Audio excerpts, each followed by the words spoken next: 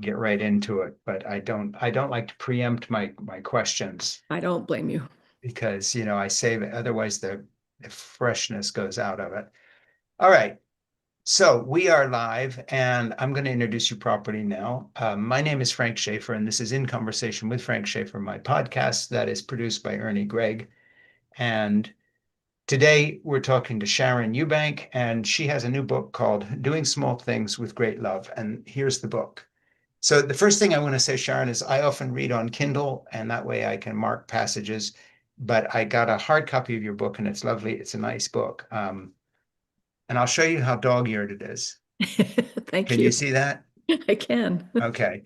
If your future interviewers on podcasts can't do this, tell them to get lost and go to what Frank Schaeffer did and actually read You've the book. set the benchmark, Frank. I've set a high benchmark. You'll see there's a lot of passages marked. The first thing I want to say is that I really enjoyed the book for a lot of reasons, and I've asked Ernie to make it our book club offering in January. We've got a very full book club, so January is the first good slot that's open. That's nice. But we have a book club called It Has to Be Read, which is a kind of title that goes with my web podcast commentary page on Substack called It Has to Be Said, where I do commentaries as opposed to my podcast. But we're going to doing small things with great love in January, and I hope that people read the book. First thing I want to say is it very much fits in with a line of thought that I pursued in a book of mine that will be out in November, and that is called The Gospel of Zip. And the way it ties together with it is, first of all, from your title, Doing Small Things with Great Love, but also because I don't know if you use this phrase in your book or not specifically. But what's so interesting to me in doing some studies of the evolutionary development of both humans and dogs, because my book is about human and dog relationships, that the only reason we're actually here as human beings in terms of our evolutionary trajectory is not the survival of the fittest, it's the survival of the friendliest. It's about cooperation. And you talk about that in your book. So I was so pleased because it was almost like I was reading a continuation of something I've been thinking about, and we've lived very different lives, but I'm really tracked with what you talk about. So what I want to do before we launch into all sorts of questions is I always mark a passage in the book that I want to open with, as if I was your editor choosing what to put on the back of your book. And what I want to open with is something from two different parts of the book, one from the very end and one from a little earlier. And I'm going to read this. This book was my attempt to demonstrate the principles of action that, in the end, allow communities and families to say, we did it ourselves. I hope you are encouraged to take part in more informed action. The stories I've told and the people in them aren't perfect, but they are individuals acting for themselves and not simply being acted upon by outside forces. The individuals I wrote about weren't afraid to try something and then improve it. That's how everything meaningful starts. I said in the introduction that answering the question, how can I help, was the point of the book. I've tried to shed light on core principles so you can ask yourself more nuanced questions instead, how can I help people in ways they want to be helped? How does my help allow others to eventually do for themselves? What help can I offer that confronts root causes? What about when I cannot help? And then I want to jump to page 142 and read one short paragraph that I think kind of ties up that passage. I read it from the end of your book. In a world that is gradually growing more isolated and more polarized, volunteerism is a mindset that says, I am willing to do something for the good of the whole. It's a way of constructively turning down social stress and political heat. It promotes peace by experiencing peace. It's difficult to be angry with someone you serve or serve with. Or as Utah Governor Spencer Cox is fond of saying, quote, "It's hard to hate someone up close." And I really love the book. I found it deeply moving. One of the disadvantages of doing a podcast is you sort of have to dwell more on the conclusions of a book rather than retell the stories. Otherwise, I'll just find myself reading it out loud to everyone. So with that caveat, I first want to tell people who read your book that what you're going to find is what we talk about today. What Sharon and I talk about today is more her point of view that informs the book and her life. But the reason you're going to keep turning the pages is there are very beautifully written short stories that practically demonstrate what Sharon's talking about. And one last thing, and then I promise you, I talk far less on my podcast than my guests do, but I really love the book, so I'm introducing it properly. I want people to understand something. Here are some of the people that endorse this book. And I'll read their titles instead of their names because you'll have to see the kind of quality of people who are behind this. President and CEO of UNICEF USA, Matt Bertram, Humanitarian Service Leader. Michelle Nunn, CEO of CARE International. That's a big organization. Baron Seger, President and CEO of World Food Program USA. Commissioner Kenneth Hodder, National Commander, the Salvation Army, USA. And I can't pronounce this. Tell me, is it John Hecko? Hugo. Thank you. General Secretary, International Rotary. Larry Keeley, innovation scientist and founder of Keeley Innovators, LLC. Catherine Marshall, Senior Fellow, Berkeley Center of Religion for Religion, Peace, and World Affairs, Georgetown University Executive Director, World Faith Development Dialogue. And Pamela Atkinson, Special Advisor to Utah Governor. So the people who have endorsed your book are the sort of people who don't lightly lend their reputations to anybody. All right, that's my introduction. I hope that by reading those two passages, I give a bit of a feeling of why you wrote the book. Now I want to completely leave the book for a second and talk about you. When people ask me what I do, I know they want me to say I'm a writer, blah, blah, blah, blah. But what I really do is childcare for 3 of my 5 grandchildren. That's what I care about. Excellent. So who are you? That's who I am. I'm a grandfather. I mean, my day job, I'm the executive director of humanitarian services for the Church of Jesus Christ of Latter-day Saints. And I've been doing that for 28 years. But the things that I care about, the things that light me up, the way your grandchildren do for you, Yeah. are helping people who are in disadvantaged situations somehow find the power to do something different, to break the cycle, to do something. And whether I got paid for that job, whether I was doing it volunteerism, that is the thing that lights me up. And I've seen it work all over the world. I've seen it work in my own community, and I'll do it all day long.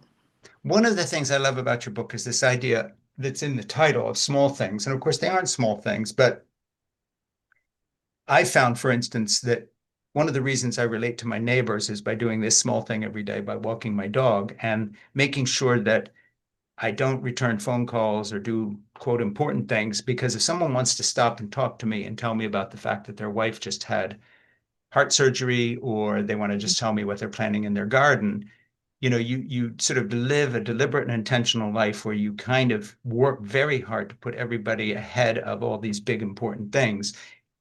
And that's something I learned over the years as a father and grandfather, but just as somebody in my community. And I love that aspect of your book because as I go through it, I'm going to look at some passages here. In fact, a lot of passages, and just not big, long ones like I just did at the beginning, but little ones. And I marked out in order 1, 2, 3, and I'll start with the first one. And then when I read something here, I just want you to explain it a little further. And again, I'm not diving into all the stories, but I think this sets up what you're trying to say. My first job after university was teaching English language and conversation to Honda employees in Japan who were being transferred to Ohio. These families were on a crash course and were highly motivated to learn practical vocabulary. Okay, so I have these various passages marked that sort of tell us about you, but let this be a window into who you are in terms of your life and the evolution of your own worldview. You talk about how green you were at the beginning and how little you knew, and you're very honest about all that. And then, and what your background is. So I want people to understand how you came to what you do now by looking at some of these first steps. Okay, so first of all, why are you teaching English conversation to Honda employees in Japan who are being transferred to Ohio? How does that happen to somebody? What choices led to that? So I studied English and had a history minor at university. And when I graduated, when you get a liberal arts degree, there's suddenly this reality of, oh, I've got to pay back my school loans. I actually need funding. What am I Yeah. going to do for a living with this thing that I studied? And so I found in the university library an advertisement for native English speakers to come to this small school in Japan. And it happened to be in Suzuka, where Honda first started. Mm, So when I showed up in this small town in the 80s, they had not seen a lot of Americans. I stood sure. out everywhere I went.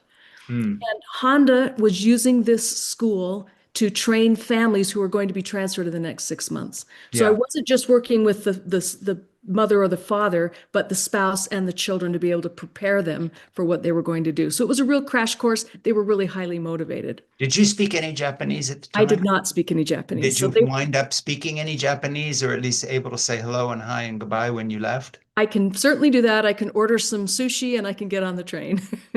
Have you ever watched the Bill Murray film Lost in Scarlett translation. Johansson Lost in Yeah, Translation? it's such a great movie. I watch that probably twice or three times a year as one of my movies I go to sort of settle me down and change my mood. And it never fails. It's perfect.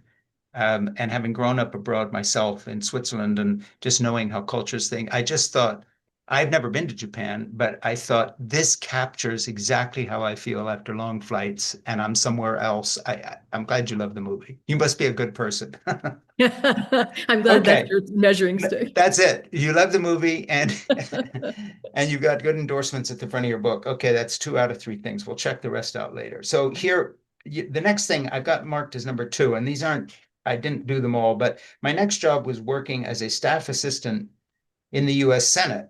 The senator I worked for had a leadership office just off the rotunda in the US Capitol. It was early 1990s, and First Lady Barbara Bush set the fashion. I wore double-breasted suit jackets and pleated skirts and chunky earrings with plenty of pearls. Okay, so talk about that. You're in Japan teaching Honda employees, and now you're in the US Senate.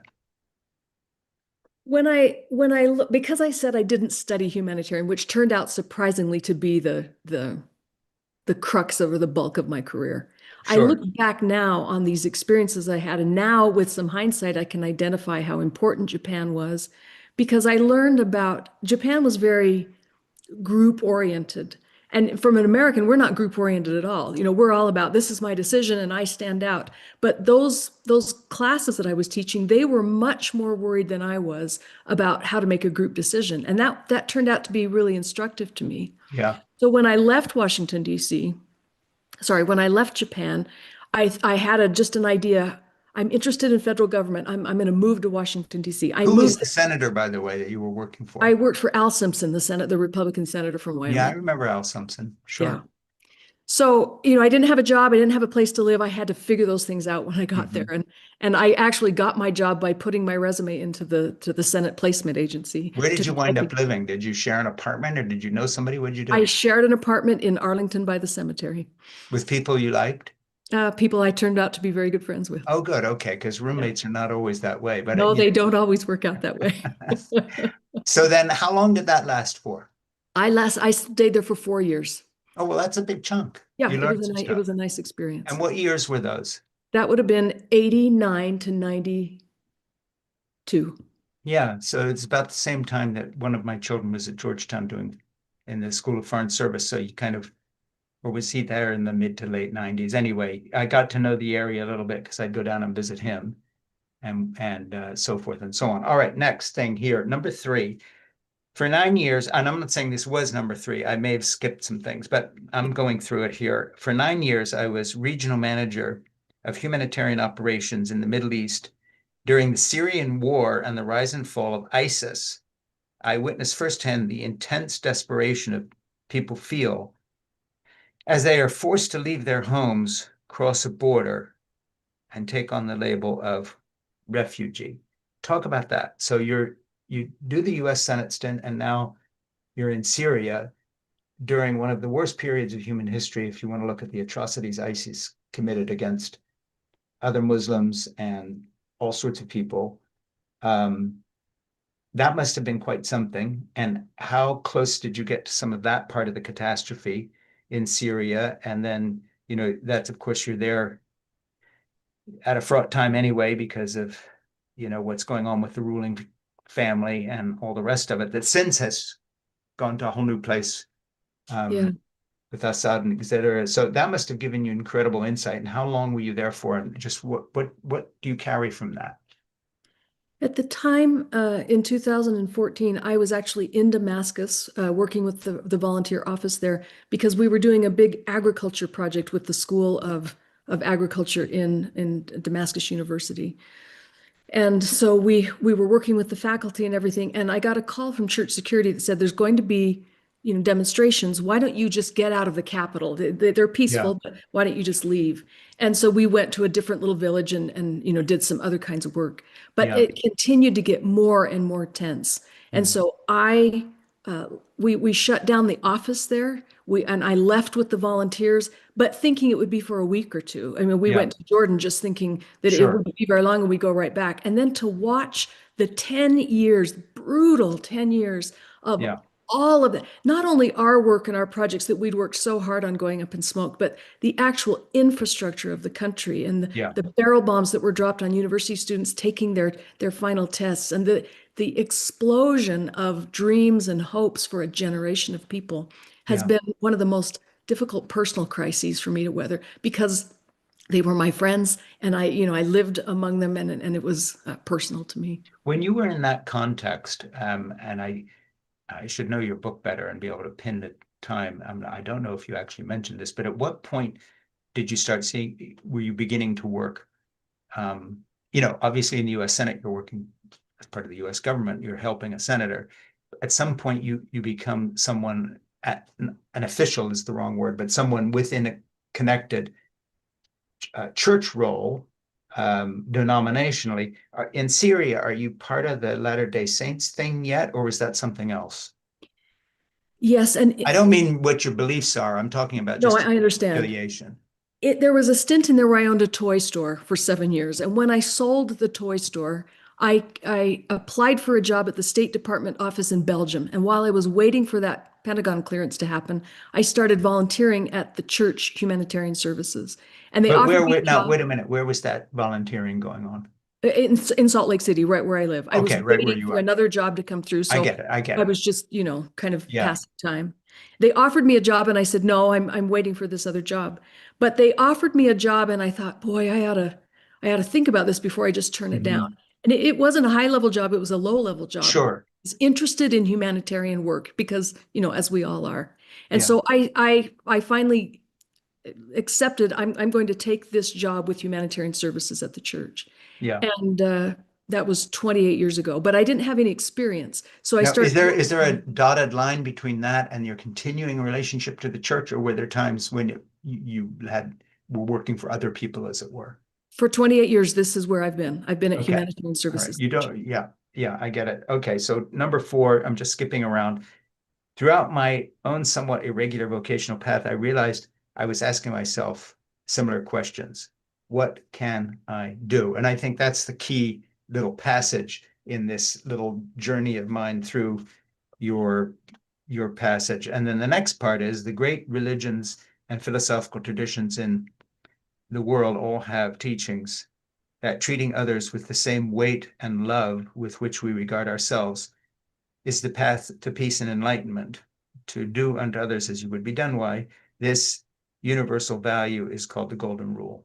So that's the sort of conclusion you come to. And I just want to talk a bit philosophically for a minute and jump out of the book. How do you go from that to what you are spending your life doing, in the sense there's a lot of ways to apply the golden rule, and you've chosen to do it in a kind of not just a personal, but in a public sense, that your life vocation is doing this. Kind of the difference between my high school teacher son, who's a physics teacher, and then my doing childcare for my grandchildren. We're both educators, but this is what he does. Okay, this is what you do. Not to be confused with me helping a neighbor out string his Christmas lights, uh, or something like that. That's different. That's a different kind of neighborliness on a small level. But at some point, you decide to do this, not become a surgeon or a teacher or a whatever, a billionaire tech mogul. You do this. Talk a little bit about that. In other words, you have these different jobs and you want to help people because that's how you are. But at some point, you become a professional, and this is what you do. How did that happen? I'm going to back up and I'm just going to say, I'm going to give an example. Uh, on Sunday, just a week ago, there was a terrible bombing and shooting in one of our chapels in Michigan. And Mm, it's been all over the news, and 4 people died and 8 people are in the hospital. yeah, And that kind of violence and tragedy is way too common, and yeah, it's just so heartbreaking. But I was yeah, so amazed that it was my Muslim friends from Iran and my Kurdish friends from Iraq who yeah. were the very first people to text me because Hmm. they have experienced themselves in Sure. these things, and they were expressing solidarity and condolences to me, not just in a pro forma way, but really, I'm They really thinking meant about it. you. That's an embodiment of the golden rule that I talk about, that we all have in common.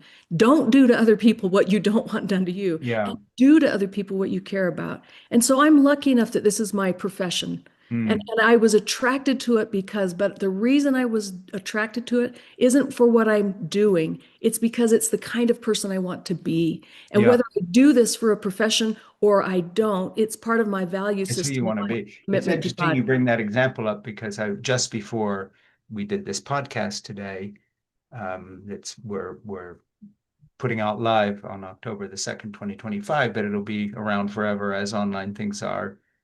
Um, People should understand that this morning in Manchester, England, there were 2 people killed in a knife attack at a synagogue Yeah. that is that I just listened to BBC Radio 4 that I listen to for my news every day. Their 5 o'clock show PM with Evan Davis. It's one of the best news programs in the world. Not BBC World Service, it's Radio 4, but you can get it online. And it was unfolding just as we spoke, sort of a mirror image of what happened to your church um, that you just talked about. And of course, this is and this was an attack on a Jewish community on Yom Kippur, no less. So Yeah.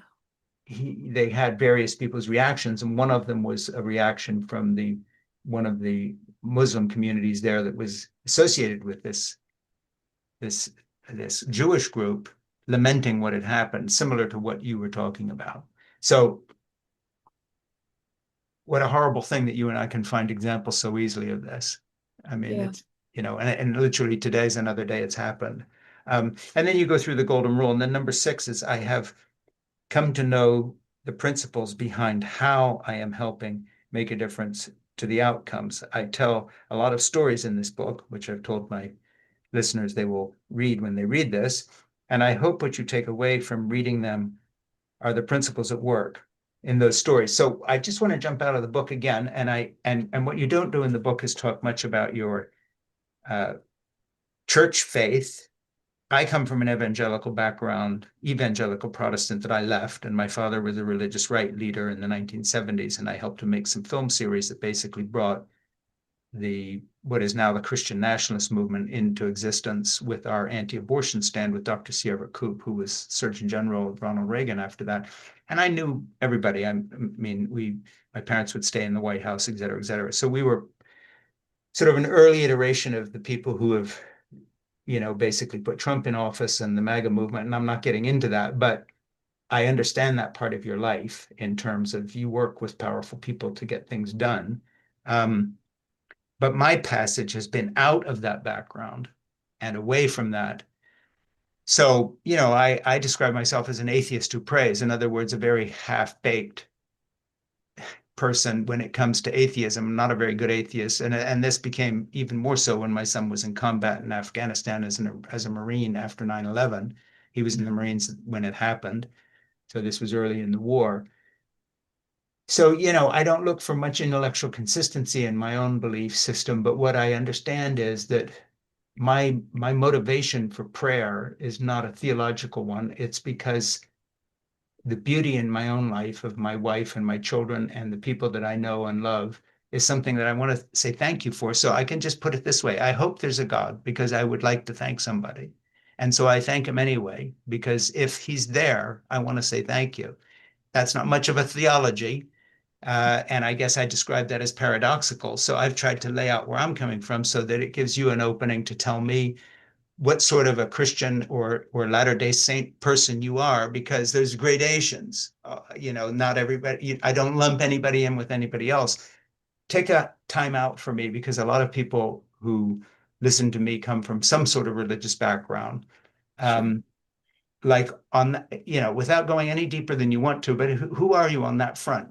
Not, hey, what do you believe? But like, I've tried to describe a little bit of where I'm coming from. How would you, if we're just having a cup of coffee somewhere and talking and not on a podcast, what would you tell me? I would tell you that I'm a believing Christian and that it's probably the most important part about my life. And so Mm, being part of a Christian, it means that I'm committed to loving God and loving other people and mm, giving evidence of the way that I do that. And there's that. I appreciate you talking about the way you feel about prayer, because I think there's consolation in prayer, mm, whether it's a hope or a conviction or even a whisper of maybe you're there. Uh, mm. we long to communicate with someone who knows us and loves us and has power Yeah, to help us. And yeah. I feel that conviction too. And when I'm involved in situations that I can do nothing about, I Mm, cannot change these violent things that are happening around me. I find a lot of solace in being able to yeah. go to God in prayer and saying, you are all powerful. We have messed up the world you gave us. But Mm, what I'm trying, and I want to link with other good people, and will you open up a way for me? And I've seen those ways open enough in my life that I mm, believe in prayer. And I would never push my beliefs on somebody else, but I love to connect with other people who have a belief in faith and power of God, and what can we do together to mm. reduce violence and to increase kindness, if you just want to put it that basically. Yeah, and I would put it a little differently in the sense that coming from the position I just described to you, I have when I left the evangelical community for reasons that I've written about, and we're not going into here because we're talking about your book, but there was a time when I think I was a little bit bitter and angry, but I'm not now. I'm 73, and I look back with great gratitude because, it's not lost on me that the things that I depend on most in life often are had been started by or emboldened by or maintained by people of faith like you. And so, I'm not a nurse and I'm not a surgeon, but I'm glad I know nurses and surgeons. Sure. I mean, that's just trying to be honest about it. So I am tremendously grateful for faith communities. And I ask the question of people who aren't in them, saying, well, what are you doing? Because, I know people who do something. And in thinking about your book here, Sharon, you're one of those people. So I'm what I call the loyal opposition, which is a British term for the other side in Parliament. But when push comes to shove, they argue across Parliament. You hear them yelling at each other. But when Hitler looms on the horizon, it's one Parliament. Yeah. And I feel that way about people who do something, whether it's in the Church of Latter-day Saints or whatever community that comes from, because it is markedly obvious that they are both happier and more satisfied, and all the studies and polls show that about people of faith. But then, moreover, not only drawing meaning in one's own life, it is the faith community that gets up and does stuff. So people can snipe all they want, but that's not going to go away. Let me get to something else I want to talk about in your book here, if you'll forgive me for thumbing through and making Before paper you leave noise. that subject, though, Frank, I was listening to your episode with Barbara Oakley, and you were just talking about the benefit of taking a position that you don't agree with, that loyal Yeah, opposition, and learning yeah, about it, reading a book yeah. about it, having a conversation. And in the polarized environment that we live in, it's very valuable to sit down and without vitriol and judgment, Yeah. engaging with people who are really different. I've written this story in the book, but my friend Pamela Atkinson, she said, I disagree with you 75% of the time, but I Yeah, still like you. We're still friends. yeah, And that we need way more of that and that openness to be able to engage with people and ask them some questions. Why do you believe this? What is it yeah, about it that's motivating to you so that yeah. we can understand each other a little bit better? I appreciated your conversation with Barbara, really talking about that idea. Yeah, and I tend to go there because, as I think I mentioned to Barbara, I always forget who I've told what to, but we have a listenership that often skews a bit left. And of course, the left is very intolerant. They pride their tolerance, but they're no more tolerant than anybody else. And you see that when you have someone on, as I did a while back, the editor of the Wall Street Journal, whoever it may be, and they're saying, well, if you're going to have somebody from the Wall Street Journal that's part of the Murdoch empire, I'm not listening to this anymore. Yeah. Okay, fine. You've just shut yourself off from 70% of the American population, who not only look to the Wall Street Journal, but their votes skew conservative, and you don't want to know what anybody, you don't want to know what they think, and so forth and so on. So I'm so heartily sick of that attitude that I, um, go right the other way, exactly because of what you said. And again, if it comes down to the common good, if you can't work with other people of differing opinions, how do you get anything done? Whether it's foreign aid or anything else. So, I'm 100% in your corner on that. Which brings us to a quote in your book, a little later, on universality of suffering requires a universal response. There exists a collective responsibility to assist one another in responding to crises and to support each other's development in a spirit of solidarity and mutual respect. And again, which would be another reason why we have to talk to each other and with some respect, because how do you do anything by yourself for anybody? And I think that's a big point in your book. You're bringing up the four principles that the International Red Cross, Red Crescent, after decades of helping in conflicts, they said, look, we have to be universal. We have to respond to suffering no matter who caused it or what the judgment is. If a human being is suffering, we will respond without judging.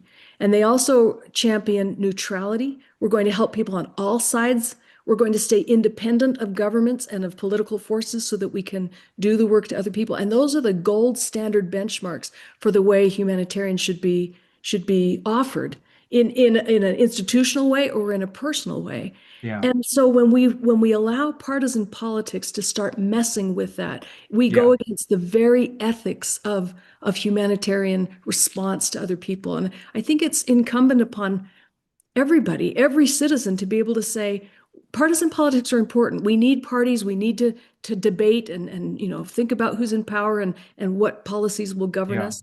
But there are arenas where we can't allow partisan politics to destroy the very humanity that we're trying to push and that we all have that in common. And I believe in that with all my heart. I had a good example of that earlier in the iteration of my life when I was working with Dr. Schaeffer. He got in a lot of trouble as Surgeon General with his own constituency because they wanted him to be tougher on women who had had abortions. They wanted him to validate certain things that were unscientific, like levels of depression and post-abortion recovery and breast cancer, things that just weren't scientifically based. But when he really got into trouble is when he started standing up for AIDS research, when AIDS was looked at as the gay cancer. And it was like, you're supposed to be a Christian. How can you have anything to do with these people? He said, okay, stop right there. I'm a doctor. I have been called to be a doctor. And I don't ask patients what they believe, who they voted for, what their sexual orientation is. I see everybody I serve as Surgeon General as a doctor looking at his patients. Use condoms, don't get AIDS, and we're going to fund the research.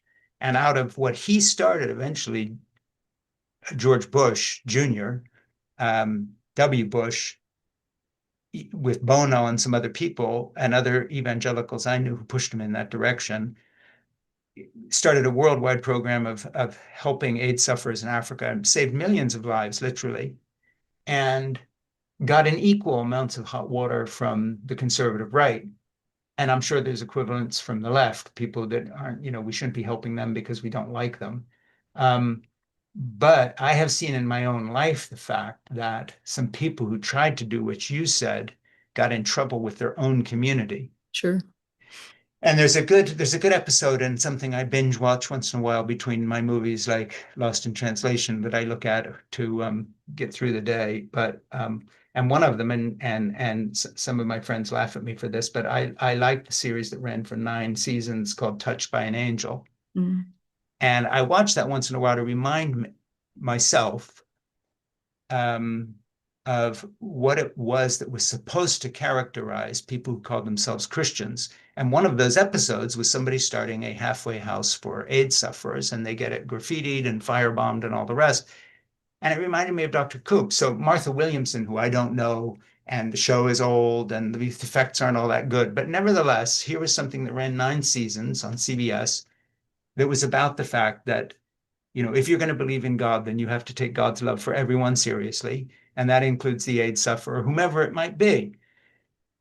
And it gave me a tremendous sort of sorrow and longing and nostalgia for a time when that was how most people identified the word evangelical Christian. That's my background. And I would imagine Church of the Latter-day Saints and so forth. We've gotten to a place now where the constituency I come from, of what you might call ex-evangelicals who just burnt out and left, often it wasn't because of the theology and the belief.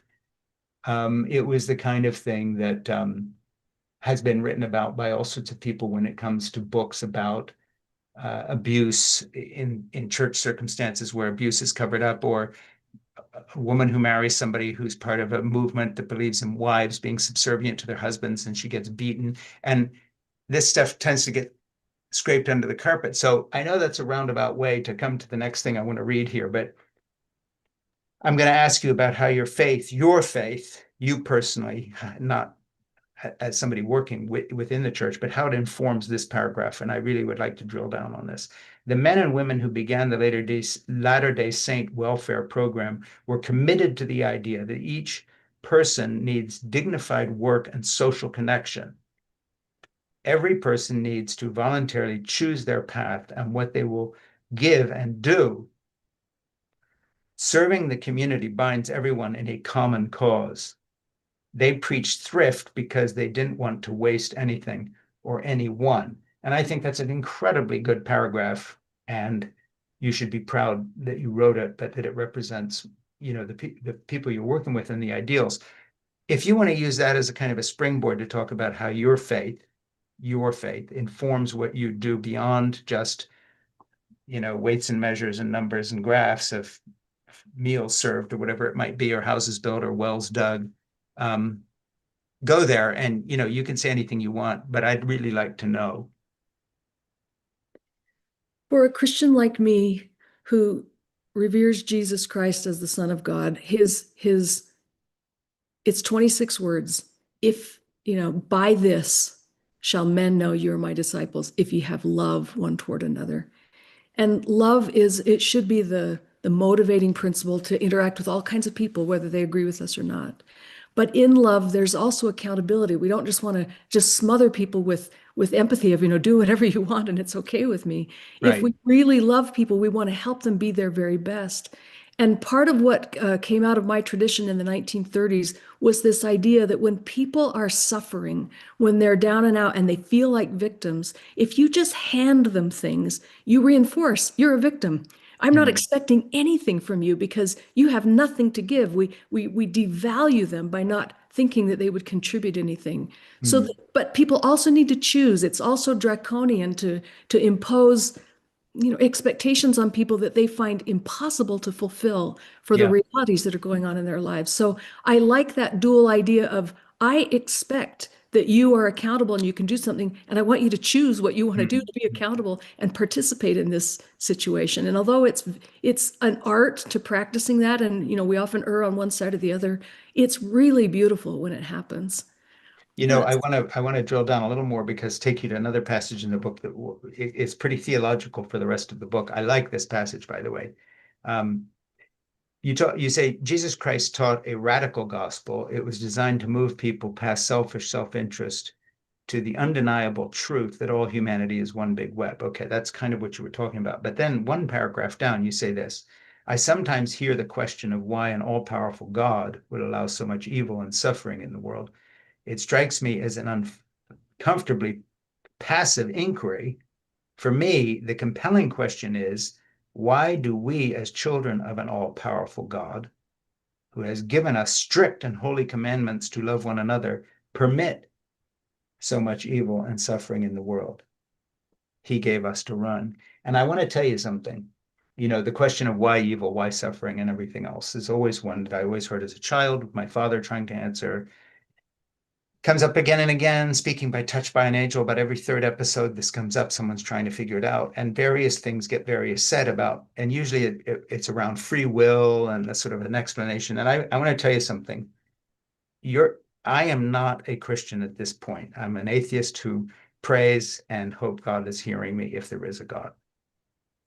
But that's the best one paragraph answer I've ever heard to that question. I think it's brilliant. And I really like that. So congratulations, because I've heard everybody try to answer this. And no one has said what you just said there, which I'm going to read again, because I want people to understand how different this is than the usual answer about, well, we have free will, and if we didn't have free will, we couldn't do this, blah, blah, blah, blah. This is a much better answer. And here it is again. I sometimes hear the question of why an all-powerful God would allow so much evil and suffering in the world. It strikes me as an uncomfortably passive inquiry. For me, the compelling question is, why do we as children of an all-powerful God, who has given us strict and holy commandments to love one another, permit so much evil and suffering in the world? He gave us to run. Really good answer. And I'm wondering, how did that come about that winds up in your book? Because it just sort of springs out. You know, if I was making a red letter version of your book, that paragraph would be in bold print in red, because I would be saying, okay, you know, whether you buy this or not, that's a real answer. And it's not a philosophical dodge about free will. That's a real answer. And as a basis for the work you do, I think that's tremendous. So would you go there and talk about that a little bit? You know, I was so focused on providing practical examples of the kinds of powerful things people can do in their communities that Yeah, this was just sort of the frame that came out of my own heart from my own worldview. And yeah, I don't know where that really came from. I sat down and just wrote it because I believe it, yeah. but I really I can't say where it came from. It just was there. Well, it's the only good answer I've ever heard to that question. I'm being serious. And I'm 73 and I've been in theological discussions for 73 years. Well, okay, 71 years from 2 years on. And you really said something there that I think is just so valuable. I hope people take it's worth the price of admission. But you know, I go back to that thing that we were just talking about a minute ago about people who they should be accountable, they should do something, and they should be able to choose. And in some ways, those are the powers that are acting on us on this earth. If this is the time in our evolution where we're becoming accountable and we Yeah. can choose and we show what we're willing to do, then we should show what we're willing to do. At some point here, I'm going to ask you about all of American foreign aid being so drastically cut back. Yeah. And I've lived, in South Africa for a year. I made a movie in Namibia. I've traveled. I grew up in an evangelical commune in Switzerland, and so forth and so on. And so I have a pretty international perspective. I have friends who've been in the State Department for years and so on. And I've never heard anyone who knows anything, even if only for practical political reasons, lament the fact that we've given away what used to be called soft power, which is not the point of foreign aid. It should be to help people. But in the hard, cold world, it was also something that we were able to trade for certain kind of returns. And I don't know whether you have an opinion or not, or as someone who is an official in a big organization trying to operate in this climate, I don't want to take you anywhere in this discussion that doesn't help your work, because I believe in your work and I believe that it will survive this moment and keep going, whatever the politics. But that must have had some impact on not only your worldview, but what you practically do, unless I'm mistaken. I think anybody even working in USAID or similar organizations will say, of course, reforms need to be happening. It's a very big bureaucratic program that's has Sure. aims to try and help, but there's always room to be able to assess and trim and make Mm-hmm. better and make more efficient. And certainly there was room for that in USAID. I think the difficult part was that it happened so quickly, there wasn't chance to Mm-hmm. wind down programs that were providing, you know, medications for people with AIDS or nutrition for Sure. kids under 2 who were struggling, life-saving kinds of things. And Mm, part of the effect was that there were warehouses full of life-saving aids that were destroyed or aged out and had to yeah. be thrown away. And that contributed to the waste and maybe the polarization. And a lot of people got thrown out of work who had devoted their lives to the things Mm, we're talking about today, trying to do the very best. And so because it happened so quickly, mm. there was a lot of pain associated with it. I Yeah. also Yeah. think I also think it's a silver lining. Something happened. It's just a reality. There's a lot of organizations where 40% of their funding came from USAID, and they're having to Hmm. pivot to think creatively. All right, if we don't have the federal government who is supporting us, what can we do to diversify and really strengthen our programs? And I think in the future that will make stronger organizations. I Yeah. also think it puts more reliance on faith-based organizations who weren't reliant on USAID, but are working on those same organizations. It maybe allows us to have more influence in what's happening, especially if we work together. So those are just some of the easy ramifications that have happened since that time. Let me reintroduce you here. This is In Conversation with Frank Schaeffer. My guest today is Sharon Eubank, and she's done all sorts of things, and you can go to our site and find out about it. But the main thing is we're talking about doing small things with great love. And basically, Sharon has gathered stories, not theoretical things, but from her own experience as someone who's been involved in humanitarian work for what, 25, 30 years now. Yeah. And this book, is about that. And she's the global humanitarian director for the Church of Jesus Christ Latter-day Saints and the author of this book. But in addition to that, I'm going to do my boilerplate here, which is In Conversation with Frank Schaeffer. Please subscribe right now on YouTube to In Conversation with Frank Schaeffer and to my site. Let's get this right here. On Apple Podcasts, it's In Conversation with Frank Schaeffer on Apple Podcasts, but also to my Substack, it has to be said at frankschaeffer.com. And you can also follow my new project at thegospelofzip.com. That's the cover of my book behind me. This is the cover of the book we're talking about. But they're related because my book is about the ethic of kindness and the survival of not the fittest, but the friendliest. And this book is about the survival of the friendliest in action. This is how you do it on a larger scale. So it dovetails amazingly with something I've been spending the last 7 years working on in another project. Why aren't nations, corporations, and individuals spending more money to alleviate poverty? It's a legitimate question, but I ask myself if money is the determining factor in relieving poverty. By some estimates, the world has poured nearly 2 trillion into addressing chronic issues in Africa. Why isn't the situation better? Money is certainly necessary, but I don't find it to be the determining factor for long-term success in humanitarian efforts. And then you talk about the fact that we've sometimes unintentionally fostered dependency and corruption and made Africa poor. So talk a little bit about just the theory of giving and aid from the point of view of 2 different kinds of things. One kind of performative, hey, we're doing all this, and then the kind of thing that actually works on a big scale or small scale. And one of your points is start close to home. Just sort of give me your theory of goodness, if you want to put it this way, how this works, not just for, quote, Africa, but on a more domestic level. I don't mean domestic as in US, but to give me some examples of and you have plenty in your book in the stories, but I'm asking for people who haven't read your book. What does it mean doing small things with great love? Talk about some of the small things that lead to the bigger things in practical terms. If you want to tell some of the stories that are in your book, please be my guest. I'd like people to hear them. I just don't want to be reading them out loud here. This idea that money is the greatest determiner it's in everybody's mind. We think that we can't do anything until we get the money. But Yeah. the money doesn't work. It only leaks out into corruption if it doesn't go through the presence of, I don't know what to call this, but in the book I called it a trusted network. These are people on the ground who are committed to the lifting up of the community. They hold each other accountable. They trust each other. And it can be the smallest kinds of organizations. It can be, the women in a village who get together and crush cassava every day. It can be a book group, it can be the PTSA, it can be the water committee, but they know each other, they know everybody in the region, they are grassroots, and they get what needs to Mhm. happen. If you put resource through that kind of a community, it Yeah. will go where it's supposed to go.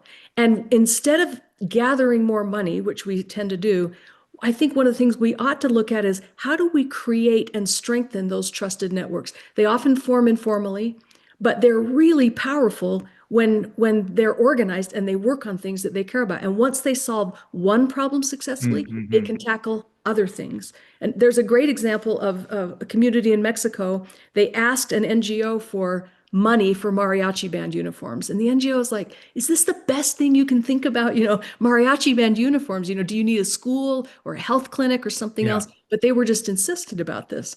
They finally worked out some little thing where they could help them get the mariachi band uniforms. And then they said, hey, we're the kind of community, our mariachi band just got an award. We should look at our school because now people are paying attention to us. They like our Mhm. mariachi Mhm. band and they worked on those other things, but they knew how. They had the Yeah. skills to do it because they worked on the uniforms and then they could apply it to different things. Yeah, I mean, it's the same sort of philosophy of, I forget what the program was called. You'll probably be able to tell me, but I remember many years ago, it began with somebody saying, forget, these huge projects. Let's make small loans, $10, $20, $100 to Sure. women who start a little business. And actually that had a bigger impact than some of the far larger programs when it came to the money. And the amazing thing is they were getting these loans repaid. Yeah. There was a Bank. better bet than loaning to billionaires. I mean, you loan that $80 and she now has a little market stall somewhere and is earning some money and revitalizing her community piece by piece by piece. And guess what? 3 years later, she's paying you back with interest. And I forget what the program was and who initiated that, but it was It was someone. Mohammed Yunus and Grameen That's Bank. it. It was that's it. That's who it was. And it was a thing, wasn't it? And it still Yeah. is. But But I it's think not, yeah, it goes to that point that when you give resource to people who are committed to hold each other accountable and they know what they want to do, you sure. can get impact out of that. So when you talk about domestic or grassroots, not domestic policy, but getting the help as close Right. to the people as possible, that's where the impact is. Yeah, no, exactly. And you make this point. There's a paragraph in here that sort of sets that up in your Trusted Networks project. Um, Protect alternative views. Networks that have worked to be inclusive will predictably contain subgroups or individuals who do not agree on all points or who may be in danger of being dominated by the majority view. Alternate opinions are important. Just because a view is held by the majority does not mean it is fully correct. In other words, also within these trusted groups, there's a level of discussion because it's on a very basic human to human level. So you can be more inclusive and have the diversity because it's not a huge program imposed by some gargantuan NGO or government. Talk a little bit about just how that translates, because of course churches are a good example when they're working of some of that. Groups such as the one you work for. Um, how does that translate practically? So you're sitting there in an office and you've got some funding from a large denominational organization, and you're looking for ways to help. Give me some examples of not just other people's stories, but your personal experience. In other words, you're looking at this program, somebody wants mariachi uniforms. Okay, I'm not using that as an example, but that equivalent, how do you find the ways to do small things that actually matter by working within these trusted communities? Give me some examples. Well, I believe that the answers to tricky problems are scattered among us. I think God allows us each to have little pieces of things so that we'll need each other. And here's an example just from today. This morning, one of my team members wrote to me and said, we start this meeting at 9, and I think we should start it at 10 because it would give more people a chance to be there in person. And I think, no, I think everybody should be in the office by 9 and we should start that meeting. And since I'm the director, I'm going to set this. We're started at 9. Mhm. But I remember this idea. And so I had to sit down and ask her, I said, why do you want to start it at 10? Why is it that people aren't getting into the office at 9 and 10? Yeah, So we had this discussion, which turned out to be really rich. I was really glad that I had that discussion with her rather than just saying hierarchically, I yeah, dismiss you. yeah. I'm the one to decide when I'm going to decide. There was an example, I use it as a case study in the book, but it's been really instructive to me. There was a women's shelter in West Virginia. There was Mm. a church congregation around there that said, we're going to help them at Christmas time. They made Yeah. stockings for the kids. They put their names on them. They bought gifts and wrapped them. On Christmas Eve day, they all went over there, and in the gym, the kids ripped open the paper Hmm. and they just were so happy. And everybody said, wow, that made Christmas for us. We feel so good about that. Let's do that again next year. And one of the Hmm. women leaders said, I didn't like that project. And they're like, how could you not like it? It was so great. Yeah. She said, because I saw the faces of the moms that were standing in the back of the room and they felt miserable. They felt like failures. They couldn't provide Christmas for their children. And Mm. the church had to come in and do that. She said, why don't we go back to the shelter and ask the women, we can do a bunch of things. What do you want us to do for Yeah. you? And what they Yeah. wanted was, please take all of that stuff and put it in a little store and let us go in and buy those things and Mm. wrap them and give them to our kids. And you won't ever have the emotional kick of watching them unwrap everything. But it makes us feel like we're a family, even though we're Yeah. living in the shelter. And I think an example like that of one person dissenting and saying, I didn't like that. And then the group saying, all right, what would improve that? They Yeah. made a tremendous difference because they were willing to accommodate that view.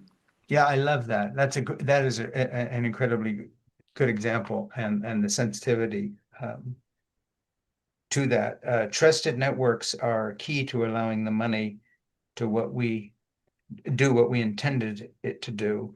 A large portion of effective poverty alleviation in the world is accomplished because of these networks. And so you set that whole thing up, and I'm going to move forward a little bit here. Um, my solution to your problem will always be wrong. I love that heading. When I was first hired as the director of humanitarian services, I was young and green. My second in command was an old hand named Patrick Reese. He was 36 years into his career at this point and could have easily believed I knew too little and was too inexperienced to do the job. But he proved to be a good counselor. Patrick was a conscientious student of humanitarian principles and practice, and he generously shared his learning with me. Each morning, he would sit in my office for a few minutes and help me figure out what was important for the day and how to approach our tasks. He refused to get riled up by bureaucratic dramas. I just thought that drama that shows such wisdom. He took a very long view. He didn't preach at me. He didn't remind me that he could do my job in his sleep. He listened to me and then repeated his mantra in those early morning sessions, quote, my solution to your problem will always be wrong. What do you think you should do? End quote. He gave me confidence by sitting by my side and trusting me, which is sort of what you were talking about with listening to the women standing at the back applied to that situation. So talk a little bit about that life philosophy, because I find that refreshing. And it's something that I have to always tell myself, say working with my producer, Ernie Gregg, who he's also my best friend, and we kick back and forth. But that's always the thing, whether it's in a marriage or a partnership or with people you work with, even if it's a collaboration, somehow you come in with your idea. But then, I think the skill of collaboration is actually the key to all leadership. It's to let other people lead and not only listen, but understand that your solution to a problem that they're trying to figure out is going to be the wrong one, because it has to be their solution. Mhm. I just want to ask you about that philosophy of leadership, because you lead an organization and that organization then dives in to try to help people. How do you interpret your ideas from the point of view, this sort of counterintuitive idea that the fact you've come up with a solution for someone else's problem was by necessity wrong because it's your solution, not theirs? How does that actually balance out in real life? It's a nice saying, but in reality, how do you personally work that? It's based on a belief that the real answer is inside somebody. And what you can do to help them is to start excavating it, the way Patrick did with me. And you do that by asking a bunch of questions. You say, what do you think you should do? All right, Sharon, if you do that and this other thing happens, how will you mitigate for that? And if that starts to happen, would you have made a different decision in the future? You start walking them down the path and allow them to find the answers that are inside themselves in a framework that you're trying to put together. And then when they find something that they feel like goes forward, give them the confidence. All right, let's move forward. And then if it turns out to be a mistake, I'll help you fix the mistake.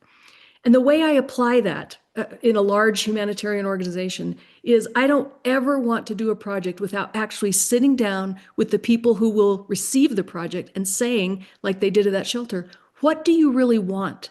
What would make this better for you? And go through that tree. If we do this, will it attract other people, to come into your community? Yeah. Let's go through the ramifications and help them think that through. And then when we decide on something, it was their solution. And then Hmm. I'll ask them, what's the timing? When do you want this to come? Who else is going to be involved? When the Yeah. problem comes up next year, what are we going to do? You go through those questions. And to me, this is the kernel. It works with kids. It works with your HOA. It works with a humanitarian organization. And that's how I know it's something true. And I learned it from Patrick.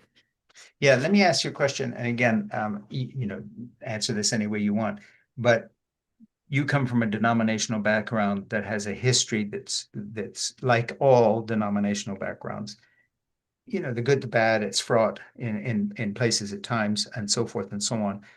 Do you, and this is just personal curiosity, so forgive me, but just like people know I come from an evangelical background, and so even if I could have left it or not, I still carry some of that baggage, their assumptions about what those people are like. Sure. Um, what do you run into out there in the big world, internationally or in the US, in terms of just the Church of Jesus Christ of Latter-day Saints, in terms of having to answer for things that are actually nothing to do with you, um, et cetera, et cetera. But that's got to be a factor in the same way that I ask my, a Jewish writer who's on here who is from the political left. I've had a number, how they function with all that baggage, because we all have a certain amount of baggage. So this has nothing to do with you personally or the Church of Jesus Christ of Latter-day Saints, but I'm always curious. I've had famous Roman Catholic authors from Georgetown and Notre Dame, and then we talk about how that all works out. So you're not being picked on here if you watch my other podcast, but I'm always curious about faith issues and how they play out into what you're doing in terms of other people's expectations. Does that ring any bells? Do you have anything to tell me about your 20, 30-year arc as someone working in that environment, or is it a moot point? Well, I'll share three things that I think are just helpful. One of them was when I first became the director, I went to New York to meet with some of the UN agencies, and I had our annual report. But we had not done a lot of communicating about this. It was Sure. kind of the right hand doesn't know what the left hand's doing. We were Hmm. just trying to do good work quietly. But I met with them and I handed them the annual report. She flipped through it and she said, I don't mean to be rude, but if you had done all of this, I would have heard of you before. And so Yeah. it's one of those things of we without touting how great we are in a hypocritical way, we need people to know that we're engaged in this work for the Yeah. credibility of it. The Yeah. second thing I would say is there's always an assumption, oh, you're a faith-based organization, you must be very conservative or you must be very liberal. There's those kinds of things which turn out to not be true because it's made up of individuals who have a variety of different feelings, and I think we have to respect that. I hope we do. Yeah. Third thing is there's always for my church particularly people they know the girls or the boys that are out on bikes teaching people about the church, the missionaries, and they, Sure. oh, this is just a smokescreen for proselytizing. You want my information, or Yeah. this is just gonna, and I really want to, and it takes people time with some experience with us before we recognize this isn't that part of the church. If you want to learn about church, I'll send you over to those Yeah. missionaries. This is simply caring for brothers and sisters because we're all part of the family of God. And Yeah. I want to be sure about that. It Yeah. isn't a smokescreen for anything else. I'm doing it because it is the right thing to do. And of course, we make mistakes and people get confused and there's all kinds of baggage that goes along with that. But the Hmm. intent, and if we make a mistake, I hope we'll fix it. The intent is good. And but those assumptions all get made and you just have to work through it. Yeah. And somewhere here in the publicity material, which I never pay any attention to, I read the book. I don't read I never read any of that other stuff. I just read the book because that's what you put out there. Um, but I think somewhere mentioned that this was your first book. That's Is, true.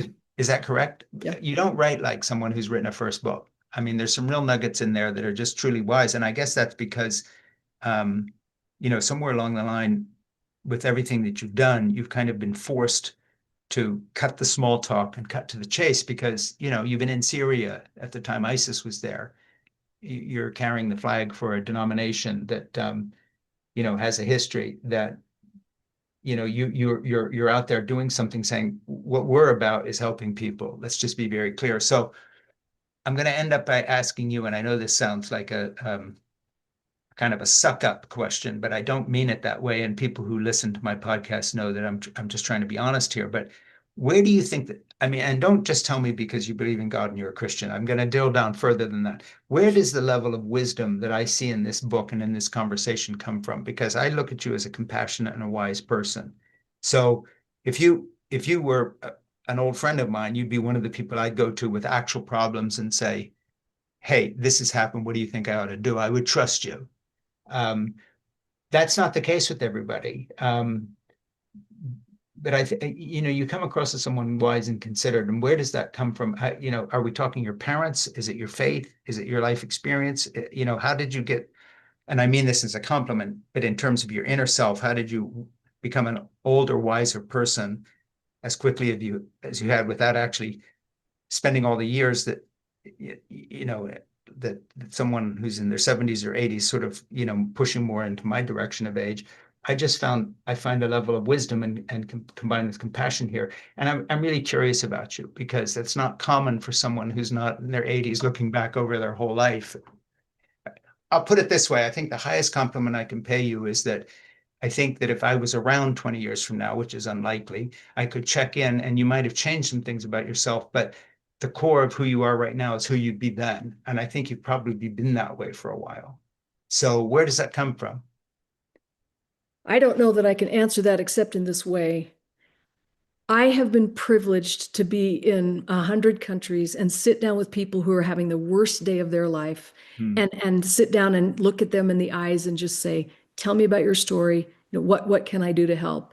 And those stories got inside me. It's not that I'm so wise, but Hmm. if you get a collection enough of those things, you be able to sort of put together the truth that comes from a lot of different people's experiences. And it's why I told 92 stories in the book. I'm not trying to set myself up as an authority. I'm trying to say, here's some people who have lived it, and here's what they would tell you Hmm. Hmm. themselves. And for me to have the chance to share their stories uh, is part of the collective wisdom that has made me who I am. And I'm just really grateful for that. I recognize not everybody has the chance to go to Hmm. someplace and sit down with somebody, but my profession gave me that opportunity. And I hope the book shares it with other people. Yeah, very much so. And there's a flip side. And I wasn't going to ask this question, but what you've just said gets me into that.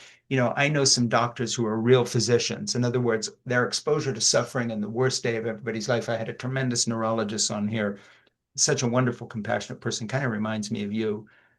And somehow all those experiences, and she said, my basically as a neurologist, I don't talk to anybody who isn't dying because it's not, she says even oncologists have better outcomes because some people get better from cancer, but Parkinson's always has the same ending. And Yeah.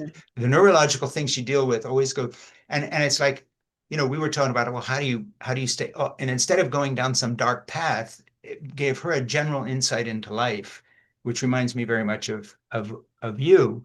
She hasn't been to 100 countries, but she's talked to thousands of people who are really facing terminal decisions. And put it this way, that cuts out the small talk pretty quickly. I mean, Yeah. we're doing serious shit here, if I excuse the language. And I think the same is true of you. But now here's the flip side. How do you not become the way some doctors do become, who basically cut themselves off from the patient because it's just too burdensome to carry this? And when you meet a physician who's a true doctor, just like when you meet a priest who's a true priest, and they don't mind carrying the burden of their congregation with them, it's a whole different kind of person. And you're that kind of person. So, what are the things you've done as the years have gone by? Just take that experience in Syria. There's ISIS crucifying people on doors that they didn't like. That Tom Holland talks about in some of his books on history and how he formed his own relationship with spirituality coming out of that kind of level of exposure to suffering because he was in Syria at the same time. Um, how has that not affected you? Because you either, you know, I mean, you can become very hardened that way, like some policemen do, like some doctors do, like some pastors do, because it's just too much. And so they kind of have this shell, but you don't have that. So what do you tell yourself to not get just burnt out on the suffering? I wrote this story in the book. It's not a flattering story about me, but there's panhandlers that stand around my building, and one of them's very assertive and she comes right up in your face and she scares me to death. So I Yeah. would walk around the other side of the building to go in because I just didn't want to run into her. But I was walking with a colleague and in the crosswalk, this woman came up and my colleague said, Marilyn, it's so great to see you. I haven't seen you in a long time. And I Mhm. was close enough to her face that I could see her look up and recognize. And Mhm. she transformed into a completely different person. And, Mhm. they had this exchange, and it turns out they talked about her children and the Marilyn, the panhandler, had a gift that she wanted to give my friend. It was a piece of red velvet cake that she had saved from somewhere. She was a Mhm. giver instead of a receiver. And I learned, in my protective shell of I can't engage with everybody all the time, Mhm. that my colleague helped me. She helped bring that humanity back to me when I had sort of shut it down because it's sometimes just overloading and too much. Mhm. I think we can help each other in those ways, in gentle ways. Don't rail at each other, but help each other continue to stay soft because you get hurt, you get burned. It's easy to shut down. There's just too much emotions. But Yeah. if we can stay soft toward one another, and one of the easiest ways I think to do that is to take each other go volunteer in your community. I write about that application in the book called Just Serve. It's Mhm. it's a platform, it's an app. You put in your zip code, invite somebody to go with you, and you can choose 75 things. I looked up your address, and all around there you can be a Red Cross machine translation person. You can join the Zero Hunger Generation. You can do a Black Heritage Project. You can do Meals on Wheels. You can cook lasagna for somebody in your neighborhood. These are places right around where you live in Massachusetts. So Yeah. I just think find something that softens you up and then invite a friend, and we can Mhm. help each other sort of stay soft in those ways. It's what's worked for me. Yeah, I like that a lot. So we're going to wrap that up, but I have a favor to ask you, please. I will sign off here and disappear, but I'm asking you to stick around for two reasons. First, we want to make your book part of our book club.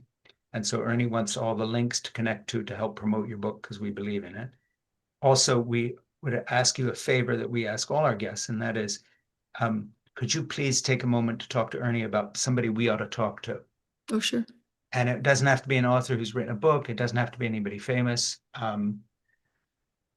But if you have some people that come to mind saying, given what we've been talking about and whatever you've learned, my interests in your book and what you're doing, it could be an unrelated subject, a young novelist, an activist, someone who does something totally different, or just a friend that you think would have something to share with us. Please give Ernie the name of some future guests we ought to be badgering for a podcast.